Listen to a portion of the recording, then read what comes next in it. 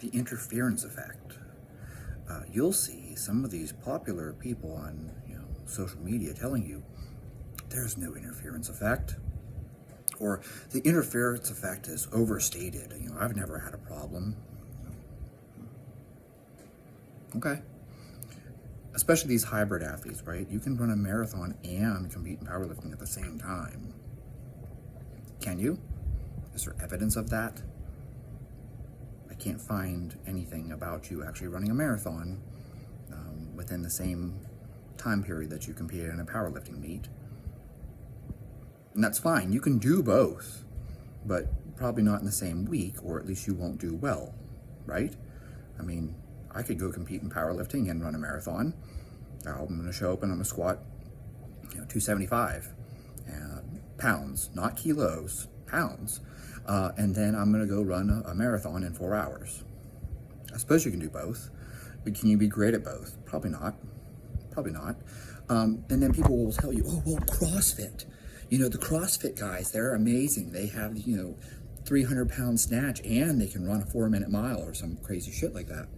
It's okay. All right.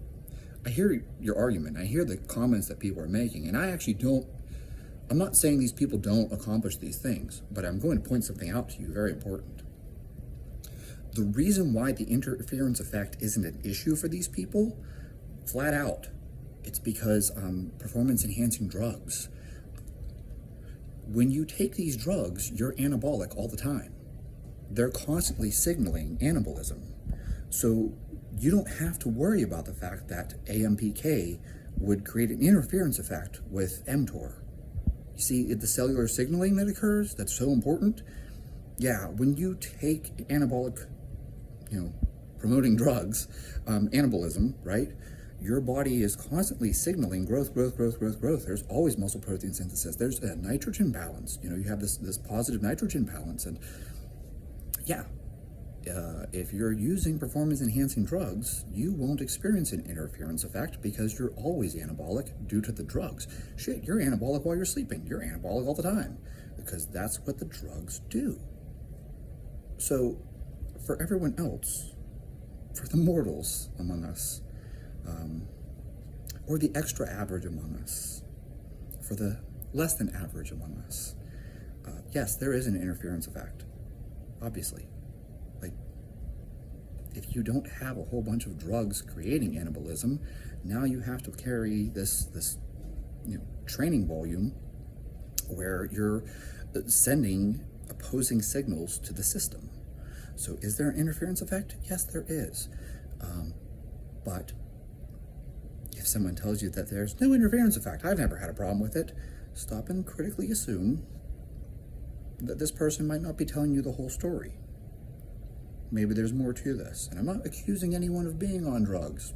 Until you fail a drug test, I'm of the mindset that you're clean as long as you haven't failed a drug test.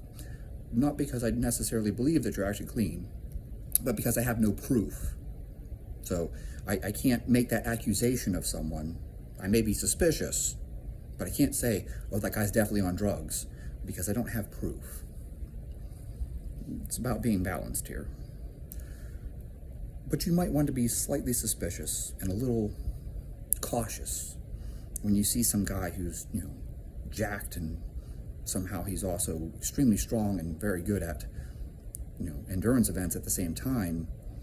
Maybe this individual might be using something that gives them a little bit of an advantage over a person who isn't using anything.